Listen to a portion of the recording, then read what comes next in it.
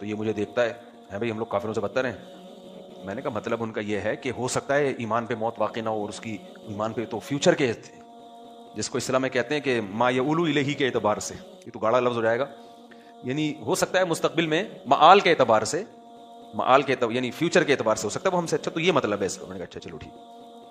انہوں نے اگلا جملہ کہا کہ اپنے آپ کو ہمیں جانوروں سے بھی بدتر سمجھنا چاہیے.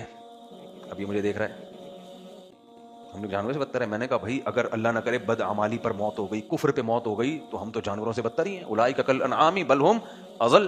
قرآن کہتا ہے یہ جو برے لوگ ہیں یہ تو جانوروں سے بھی بدتر ہیں. تو کہہ رہے ہم تو برے نہیں. میں نے کہا ہو سکتا ہے بھائی کوئی ایسی برائی ہو, میں تعویل کر رہا ہوں نا, میں تعویل کر رہا ہوں تاکہ یہ بیان سنیں. اگلا جملہ انہوں نے کہا کہ بلکہ ہمیں اپنے آپ کو گدھے گھوڑوں سے بھی بدتر سمجھنا چاہیے. تو میں نے کہا وہ جانور میں گدھے گھوڑوں کی مثال, میں بھی تو گدھے گھوڑوں کی مثالیں دیتا ہوں نا. گرل فرینڈ بوائے فرینڈ کا جو ریلیشن ہے ایسے جیسے گدھے گھوڑوں کا, تو ایگزامپل ہے. انہوں نے کہا ہمیں اپنے آپ کو خنزیر سے بھی بدتر سمجھنا چاہیے. اب وہ کہہ رہے ہیں یہ کیا ہو رہا ہے. میں کہہ رہا ہوں دیکھو یار اگر اعمال پہ موت نہ ہوئی تو خنزیر سے بھی بدتر تو ہوئے نا, بات تو ہے. آخر میں انہوں نے کہا ہمیں اپنے آپ کو گوں کے کنستر سے بھی برا سمجھنا چاہیے. یہ ہو گیا. میں نے کہا بھائی میرے اندر اب تعویل کا راستہ بند.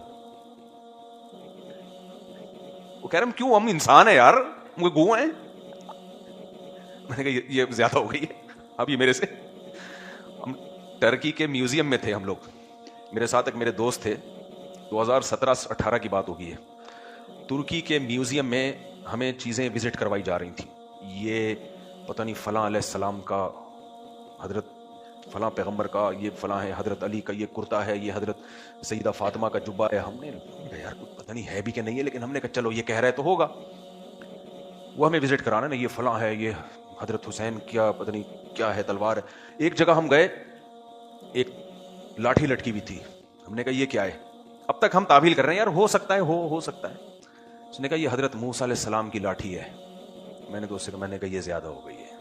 اس سے جو پرانی رپورٹیں تھیں وہ بھی کیا ہو گئیں, وہ بھی کینسل. کچھ بھی نہیں ہے, کچھ ہوگا, میں نہیں کہہ رہا ساری چیزیں غلط نہیں ہیں, لیکن میں نے کہا یار موسیٰ علیہ السلام کی لاٹھی یار بس کر دو بھائی.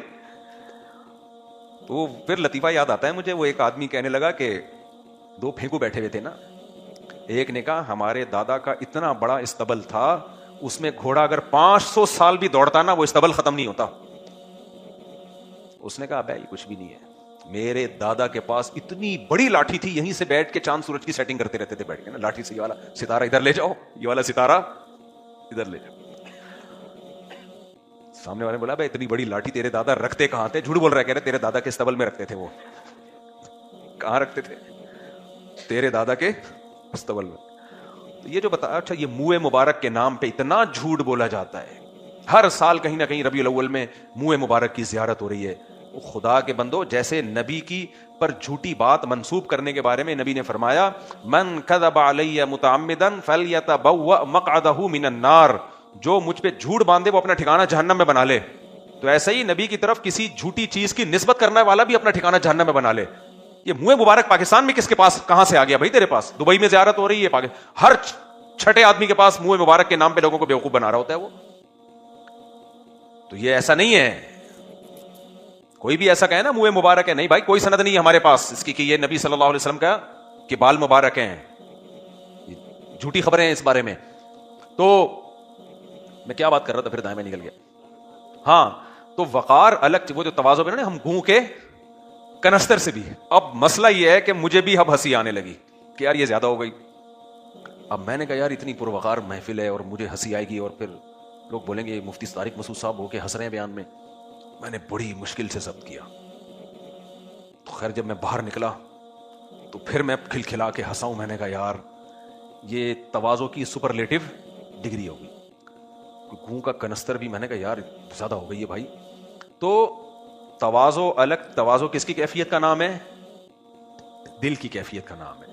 تو وقار کا مطلب یہ, یعنی تواضع کا مطلب یہ نہیں کہ آپ نے آپ کو کہا میں خاکسار. میں نے لطیفہ سنایا تھا نا, ایک آدمی نے پوچھا آپ کا نام کیا ہے, اس نے کہا کلب حسین, حسین کا کتا. اس نے کہا آپ کا نام کیا, اس نے کہا خنزیر اللہ, یعنی وہ حسین کے کتے سے بھی زیادہ اپنے آپ کو نیچے گرا دیا اس نے کہ جب نام میں اتنی تواضع چل رہی ہے تو ہم تم سے بھی 4 ہاتھ آگے.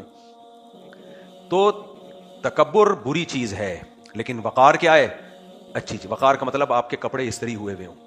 ہمارے شیخ حضرت مفتی رشید احمد صاحب بہت اللہ والے بزرگ تھے. دنیا کی محبت یقینی دعویٰ کسی کے بارے میں نہیں کرنا چاہیے, لیکن اگر میں حلف بھی اٹھا لوں نا کہ ان میں دنیا کی محبت نہیں تھی, نہ شہرت کی لالچ, نہ دولت کی لالچ, نہ تکبر. ظاہری ہے جو ہم جانتے ہیں یقینی دعویٰ کسی کے بارے میں کرنے کی اجازت نہیں ہے, لیکن وقار اس قدر تھا. حضرت بغیر استری کے کپڑے کبھی نہیں پہنتے تھے. حالانکہ مشہور کیا ہے, سادگی. اور حضرت کے ہاں جو امام ہوتا تھا نا, اس کو بھی یہ تھا کہ چنٹیں نہ پڑی ہوئی ہوں اور استری والے کپڑے ہوں, پورے سیدھے. سمجھ رہے ہیں؟ امام میں حضرت نے ترجیح دیتے تھے کہ دبلا امام اور بھاری جسم والا امام, اگر کمپٹیشن ہو تو دبلے کو رکھتے تھے. فرماتے تھے جو بھاری جسم والا امام ہے, جب وہ رکوع سے اٹھتا ہے اس کی کرتا پیچھے اٹکنے کا خطرہ ہوتا ہے. مجھے بہت الجھن ہوتی ہے منظر دیکھ کے.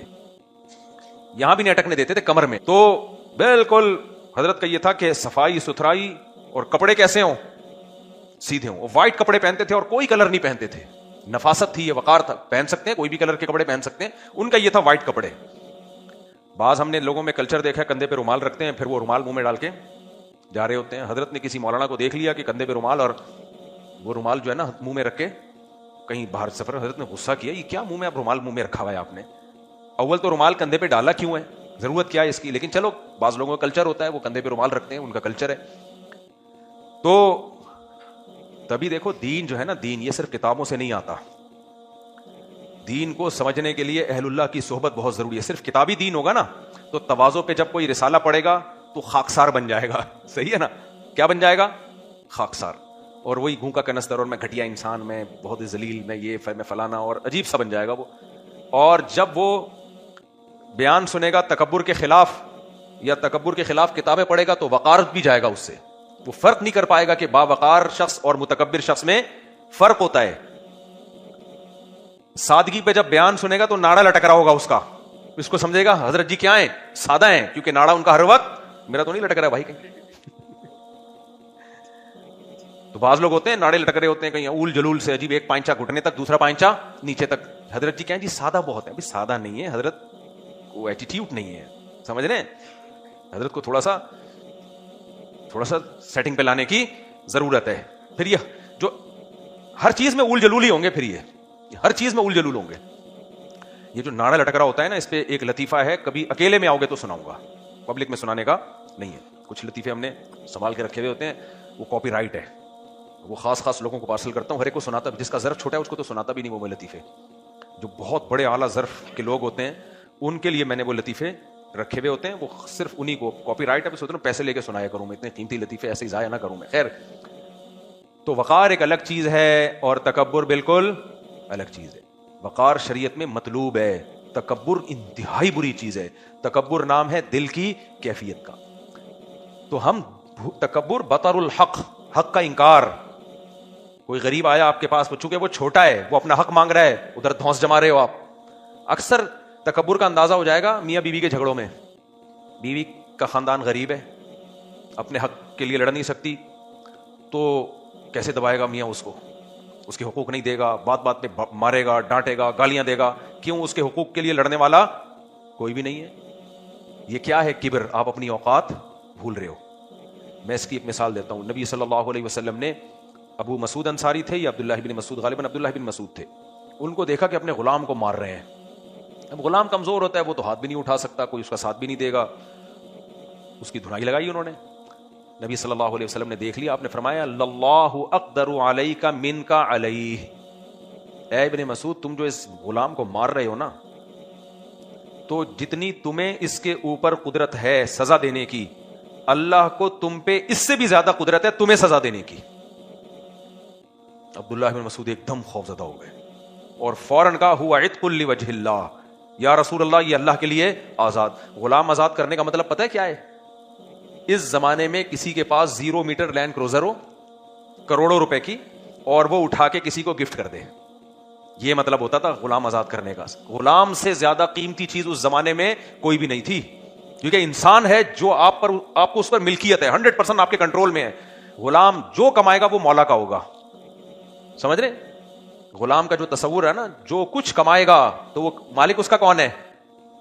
اس کا مالک وہ ہے جو غلام کا مالک ہے. اس کی گردن جکڑی ہوئی ہے غلامی کے توق میں, اس کی اپنی کوئی حیثیت نہیں ہے. مالک کے ذمہ صرف یہ ہے کہ اس کے کھانے پینے کا انتظام کرے, سارے کام وہ کرے گا بغیر تنخواہ کے. یہ مطلب تھا غلام کا. تو جب آپ غلام, خادم الگ چیز ہے, ملازم الگ چیز ہے. ملازم غلام نہیں ہوتا, سمجھ رہے ہیں؟ ملازم سے تو ایک ایگریمنٹ ہوتا ہے نا کہ آپ نے جاب کر رہے ہیں, اتنی تنخواہ ہے, وہ جب چاہے جاب چھوڑ کے چلا جائے. غلام کا مطلب وہ نہیں چھوڑ کے جا سکتا کچھ آپ کو, جب تک آپ اس کو آزاد نہ کریں. کروڑوں روپے کی ملکیت ہے وہ. اور عبداللہ بن مسعود تو تھے بھی مسکین اور غریب صحابی. تو اتنا خوف زدہ ہو گئے, فرمایا یا رسول اللہ ہوا عتق لوجہ اللہ, یہ اللہ کی رضا کے لیے کیا ہے؟ آزاد, کیونکہ میں ڈر گیا ہوں. تو اس سے پتہ چلتا ہے بعض دفعہ طاقتور کمزور کے ساتھ ظلم زیادتی کر رہا ہوتا ہے. کیوں؟ اس لیے کہ طاقتور اپنی اوقات بھول جاتا ہے. وہ بھول جاتا ہے کہ بھائی ہم سے بھی کوئی ہے جو ہمیں بھی سزا دے سکتا ہے, ہمیں ٹرک کے نیچے لا کے مار سکتا ہے, ہمیں کسی وائرس کے ذریعے ہلاک کر سکتا ہے, ہمیں کسی ایسے غم میں ڈال سکتا ہے کہ جس غم سے ہم زندگی بھر نکل ہی نہ پائیں. لیکن وہ جب اپنی اوقات بھولتا ہے, وہ سمجھتا ہے میرے پاس گاڑی ہے, میرے پاس بنگلہ ہے, میرے پاس دولت ہے, تو میں ہی پاورفل ہوں, اور یہ جو کمزور لوگ ہیں میں جو مرضی کرتا رہوں ان کے ساتھ, مجھے کوئی پوچھنے والا نہیں ہے. تو اٹ مینس کہ وہ اپنی اوقات اپنے عمل سے بتا رہے کہ وہ اپنی اوقات بھول گیا. تو اللہ نے ان آیتوں میں اس کو اوقات یاد دلائی ہے کہ ایک اوقات تو سب میں کامن ہے, وہ یہ کہ غلیظ پانی سے بنایا. تو غلیظ پانی پہ تکبر بالکل بھی جچتا نہیں ہے. تو میں بزرگ کا بتا رہا تھا نا, انہوں نے بزرگ سے کہا, بزرگ نے اس بادشاہ سے کہا کہ آپ کا ماضی یہ تھا کہ غلیظ پانی سے بنے, حال یہ ہے کہ پیٹ میں گند لے کے گھوم رہے ہو, اور مستقبل کیا ہے؟ ادھر جان نکلی فوراً باڈی میں اسمیل آنا شروع. کتنے بڑے حضرت جی ہوں, کتنا بڑا آفیسر ہو, صدر ہو, وزیر اعظم ہو, فوراً لاش پہ کیڑے آنا شروع ہوتے ہیں. کتنی غلیظ گندی اسمیل. میت کو کون ورنہ گھر سے نکالتا بھائی؟ باپ اور ماں کے جنازے کون قبر میں ڈال کے آتا؟ محبت نہیں ہے کیا؟ ڈالتے. لیکن کیوں ڈال دیتے ہیں قبر میں؟ بھائی کیڑے پڑنے سے پہلے ڈال دو ان کو. اتنی بدبو ہوتی ہے نا لاش میں, اتنی غلاظت, آنکھیں پھولنا شروع ہوتی ہیں, سر پھولنا شروع ہوتا ہے, اتنی اسمیل ہوتی ہے. یہ ہمارا فیوچر ہے. تو اس کے بعد کوئی میں یہ پاگل پنے والی باتیں ہیں بھائی, پاگل پنے والی باتیں ہیں یہ. تو تکبر کا کیسے پتا چلتا ہے؟ تکبر کیسے پتا چلتا ہے؟ کمزور کے ساتھ آپ کیا کرنا شروع کر دو؟ زیادتی. ہمارے ایک ریلیٹو ہیں, اللہ ان کی عمر میں برکت دے, وہ آفیسر تھے, بڑے آفیسر تھے وہ, ابھی تو ریٹائر ہو گئے. تو انہوں نے ہمیشہ, ان کا پھڈا ہوتا تھا اپنے بڑوں سے, یعنی جو اپنے سے بڑے آفیسر ہیں. ہم بھی دیکھتے تھے یہ. وہ کہتے تھے یار میں ہمیشہ اپنے سے بڑے سے لڑتا ہوں اپنے ماتحتوں سے نہیں لڑتا.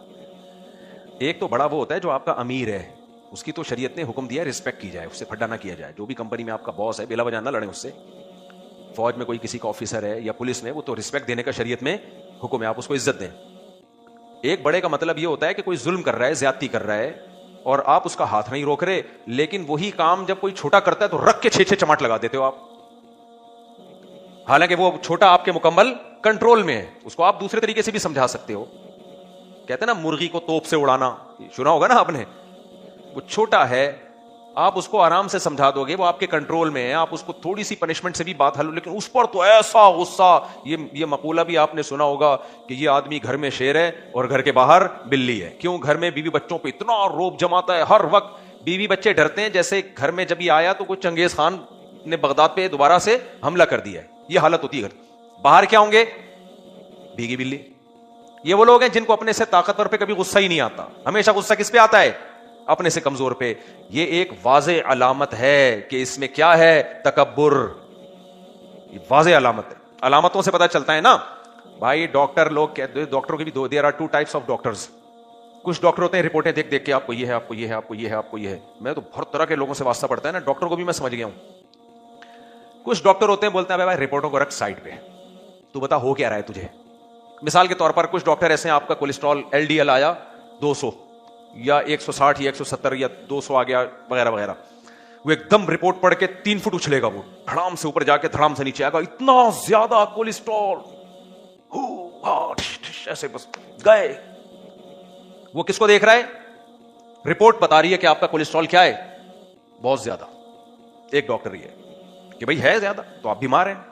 ایک ڈاکٹر, دوسرے ٹائپ کے ڈاکٹر یہ ہوتے ہیں, وہ کہتے ہیں آپ کا 150 ہے یا 200 ہے, ہو گیا رہا ہے آپ کو, چلتے ہوئے سانس پھول رہے ہیں کہ نہیں جناب میں تو بھاگ رہا ہوں, دوڑ رہا ہوں, اچھل رہا, کود رہا ہوں. اچھا کوئی دل میں کوئی پین, کوئی کبھی کوئی مسئلہ ہوا؟ نہیں جی. پہاڑی پہ چڑھ جاتے ہو آرام سے؟ ہاں جی چڑھ جاتے ہیں.